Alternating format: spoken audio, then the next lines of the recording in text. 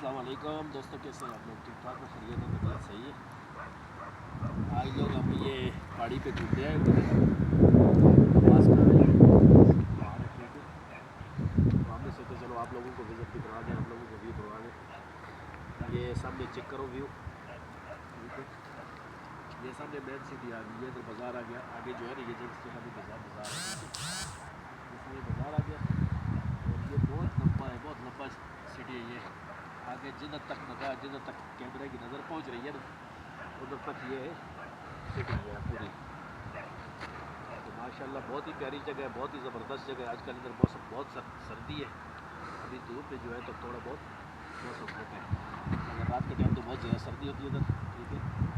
तो आप लोग भी अगर प्रोग्राम बन जाए कभी आने का तो इंशाल्लाह लाजमी विज़िट करना।